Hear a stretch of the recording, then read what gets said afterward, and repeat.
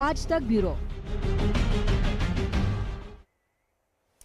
और बेशक नए साल के जश्न की तैयारियां हैं, लेकिन खुद प्रधानमंत्री भी ये बात कह चुके हैं कि किसी तरह की ढिलाई नहीं जश्न के मद्देनजर। आपको अलग अलग शहरों की हम स्थिति दिखा देते हैं। हमारे तमाम संवाददाता इस वक्त लाइव अपडेट्स के साथ जुड़ रहे हैं। दिल्ली से ऐश्वर्या पारीवाल हमारे साथ मौजूद हैं, पंकज मौजूद हैं मुंबई में, सत्येंद्र चौहान चंडीगढ़ से हमारे साथ जुड़ गए हैं, कोलकाता में मनोज्ञा लोईवाल हैं और लखनऊ से शिवेन श्रीवास्तव हमारे साथ मौजूद हैं। दिल्ली का रुख कर लेते हैं। ऐश्वर्या, दिल्ली में हमने देखा था दीपावली के बाद किस तरह से केसेस में स्पाइक हुआ था और इसीलिए ये बड़ा चैलेंज जो है सरकार और प्रशासन के सामने कि कम से कम नए साल में वैसी लापरवाही ना हो। तो अभी किस तरह के इंतजाम है? आज की रात कितनी अलर्ट पुलिस रहेगी और क्या नए फैसले लिए गए हैं? देखिए, मैं आपको बता दूं, आपने बिल्कुल ठीक कहा मीनाक्षी। हमने देखा था किस तरीके से दिवाली के बाद एकदम नंबर के अंदर एक बहुत बड़ा स्पाइक देखा गया था। मैं इस समय कैनॉट प्लेस में खड़ी हूं। यहाँ पे इस समय देखिए गाड़ियों की एक कतार लगी हुई है।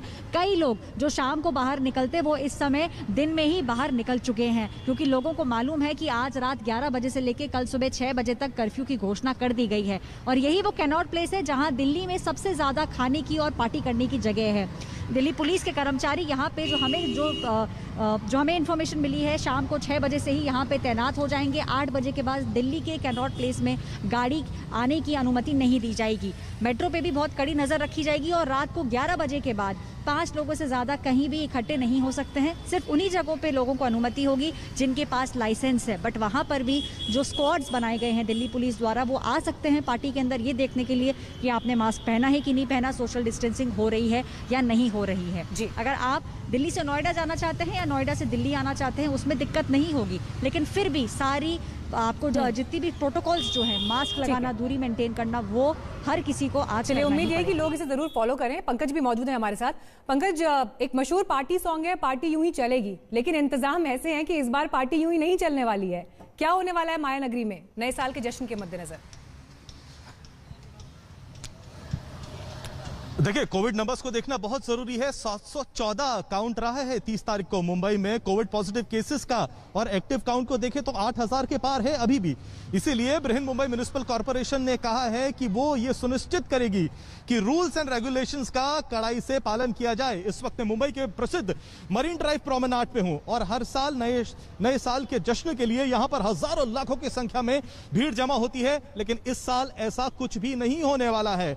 अगर आपने मास्क नहीं पहना है तो 200 रुपए का जुर्माना होगा। बीएमसी का कहना है कि वो अपने मार्शल्स की जो संख्या है वो डबल कर देगी। सोशल डिस्टेंसिंग के अगर आपने नियमों का पालन नहीं किया तो एपिडेमिक रूल्स के तहत भी आपके ऊपर कार्रवाई हो सकती है। 10:45 तक कम से कम आप यहां पर रहकर अपने दोस्त यारों के साथ रहकर घूम सकते हैं, लेकिन उसके बाद नाइट कर्फ्यू 11 बजे से लगा दिया जाएगा सुबह के 6 बजे तक। हालांकि एसेंशियल सर्विसेज हैं वो चलती रहेंगी, लेकिन आप यहां पर आतिशबाजी नहीं कर सकते, आप अपने दोस्त लोगों के साथ, परिवार के साथ यहां पर जमा नहीं हो सकते और पार्टी नहीं कर सकते। समुंदर में जो पार्टियां हुआ करती थी हर साल, वो इस साल नहीं होंगी। होटलों के ऊपर रूफटॉप पे या टेरेस पे जो पार्टी होती थी वो नहीं होंगी। सोसाइटीज, रेजिडेंशियल कॉलोनीज के रूफटॉप पर पार्टी नहीं होगी।